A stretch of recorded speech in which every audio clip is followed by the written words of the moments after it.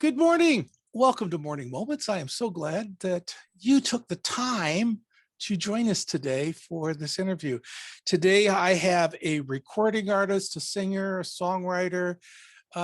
She's been doing this quite a while in different states, and God's moving her around in different places as well. It is my privilege to bring Barnita Hobbs to Morning Moments. Barnita, welcome to Morning Moments. Hi, sir. Thank you so much. I appreciate it. So tell me, what do you do, and why do you do it? Well, I sing and write country gospel. Been doing it for many years. And I do it because it's a passion, and I choose to do it for God. Because choosing that genre, I have the chance to encourage and offer hope. And I've been through many auditions. I couldn't tell you how many times I've been on The Voice. And at least 6 or 7. I've auditioned for Dollywood a couple times. Sister and I, years ago, we've even auditioned for many gospel things as well. But I'm just so grateful that, if it would have happened then, for me, when I say happened, it's like I'm on one side undiscovered, even though I did this since I was 5 years old. That's who I am. That's, singing. But I'm so grateful that now I'm to the place where I can actually say that I'm ready. I guess I'm just one of those people that you can't get too upset at the children of Israel from Egypt to Canaan's land taking 40 years, but sometimes we're that same way. And so I feel like I'm finally to the place that, what I have to sing can actually encourage and touch others. That's my goal. Quite often I've heard of people who had early success either in music or film industry, and then later have a time of surrender where they realize, man, I wish I'd known back then what I know now. And sometimes God closes doors for us sometimes as much as opens those doors, right? He does, to save us. Definitely. Yes. Totally agree. It ends up being our salvation. I've often said, my fingers hurt sometimes from getting my hand in the doorway when God slams them, and I have to get my hands out of the way because sometimes there's doors that are slammed, and if we're not careful, we'll go through areas where God says, "You're not ready for this yet," and it's so important to be in God's timing, isn't it? It totally, I agree. When you write your song, so good. When you write your songs, what happens in the process of writing the songs? Is there what happens for me is I literally usually wake up like early, and I get the words and the melody at the same time. A lot of people tell me they have to go to somebody else to get the melody, or for me, each time it's all just bam, all comes together, and it's something that means a lot to me, encourages me. The lyrics is everything. That's what touches others, which we know that is actually God doing it. There's nothing like sitting in a service, or I say sitting, I'm actually on the platform singing, and you see hands go up and tears start streaming. That's what it's all about right there. Then that they're connecting, to who you're connecting to actually through the lyrics, that you're singing. And it's amazing with those lyrics when God gives them to you and when you write them down, sometimes it's not the whole song. It's just one statement in that song that hits somebody. Yes. And it may hit them 6 months or years from now. And that one statement that God gave you lives on for a long, long time. So true. those words mean everything. They're so good. What brought you to songwriting and singing? Is that been something that you had at an Well, early age? yes, sir. The the songwriting, not until I got to where in the last couple of years that I was actually ready. The singing I've been doing since 5 years old. And I tell this little story. Went to a little country school. Mom and Daddy always lived in the boondocks, as we'd call it. and I'll make this quick, but I had a school teacher kind of just over. I mean, she was just like, wow. I was singing on recess with a couple of other girls and had no idea that our teacher was listening. And she called me aside after recess and told me to come up to her desk. This was first grade, mind you. And she was like, Barnita. And I was like, yes, ma'am. And she said, you've got a gift. You've got a gift. And I'll tell you another little funny thing with that. She heard me sing and I wished I was a teddy bear.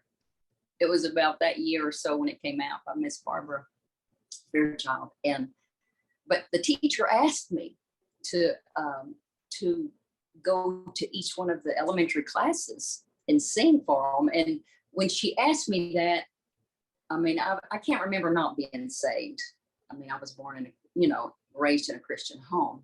However, we go through life and have heartaches and this and that where you're not maybe where you need to be. But back to school and elementary there, when it was time for me to sing for everybody, I knew immediately in that little heart of mine that I wanted it to be what we called a gospel Christian song. And I chose a Dottie Rambo song. I thought, oh, I can't sing. We called them a worldly song. And I was like, I've got to touch them. And I sang a Dottie Rambo song, Don't Let Me Walk Too Far from Calvary. And I'm telling you, I had a couple teachers that tears just flowed.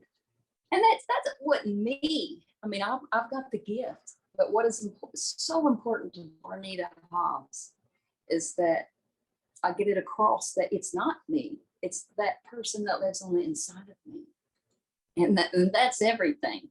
That's, but those teachers could feel it back then. And that was first grade. And that's just been my passion all these years, singing and doing what God wants me to do. And it is odd. I'll just say I'm 50-ish and just kind of getting the chance to fulfill that calling. It's actually a calling. Yeah, you didn't come to Christ just so people could hear you sing. You sing so people can come to Christ. That's what I hear sir. so much. That's the big. Yes, sir. So true. And that's everything to me. That's what's important. It's not just because Barnita Hobbs can sing, but what you just said. It's amazing once we surrender, and I hear this a lot about a lot of careers, and you talk about auditions, and folks, you'll never know for the actors and actresses, singers, all the auditions they go to and fail. Oh. You'll never know that unless you're in that industry. No. And it's constant rejection. But yes, the only thing that keeps the Christian artist, no matter what their skill is, going and with the right heart, is surrendering, saying, maybe this is the next one. God, you open doors and close doors. When you come with that surrender, when surrender is your reasonable service, you can expect great things from God. So when we come to God with surrender, that's when things happen for you. Oh, that is so true. So true.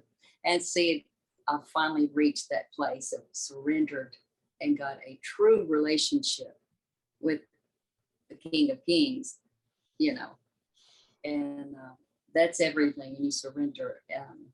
I'm just ready to go to the next level and tell folks about Jesus through singing. I actually joined with the little. Oh, I'm sorry, sir. No, go ahead. Oh, okay. I was going to tell you, I actually, about 8 years ago, a lady auditioned for a Southern gospel, but, and I stayed with them about 6 months, and we did a couple venues, couple in a church or two, but we did a recording together, a full album. But my heart is, I mean, when somebody hears me sing, they know automatically I'm a country gospel. You can't, uh, you, and I was with a Southern, and that's not my passion. That wasn't my heart. And everybody's got their thing, they'll see. That's what I'm always like. Nobody should be offended. God gave us all a gift. And just because mine's the country gospel, theirs is, somebody might be rap doing it for the Lord. And that's great. I don't mean that one's less or more. I'm telling you, when we get our perspective right, that's what it's all about. But yeah, I've had many opportunities. I was on the variety show, Shotgun Red variety show, about 10 years ago. I had a live performance there on the General Jackson Showboat. And, you know, that was a fun thing.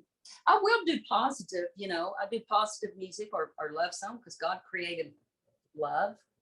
But still, my heart is, it's just that ministry of seeing somebody so saved. I'm so glad that you shared with my audience your heart and what your heart is and why you do what you do. Now, down below, we're going to put down how they can get a hold of you through Facebook Messenger, and then you can also pursue and get her email address and things like that. You may be hearing her name in the future, and you'll say, well, I heard her a long time ago, and now look what God's doing for her. I believe that God's got a purpose, a plan, a hope, and a future for her just as much as I believe he's got a plan for you. Now, where that goes, it's up to God. It's and how far and is up to him. But as we surrender our life and we say, God, whatever you had for us. Now, the message of your purpose is what I want you to hear today. And keep an eye on Barnita Hobbs. Watch, see what God has for her. She's going to be moving more and more into the music industry, and maybe making some moves to get her closer to the music industry. But more important than all of that today, I want you to be praying for Barnita. As soon as this interview is over, I want you to take the time, bow your heads, and say, God, I just pray that you'll bless her ministry, her songs, her songwriting, because she needs your prayers and you need the practice. So pray, and that God would richly bless her. Barnita, thank you so much for being on Morning Moments. Oh, sir, thank you so much. I appreciate it. Thank you. Pass this interview on to others, and keep coming back if you would for some more Morning Moments, and may God richly bless you. God bless you, sir. Thank you.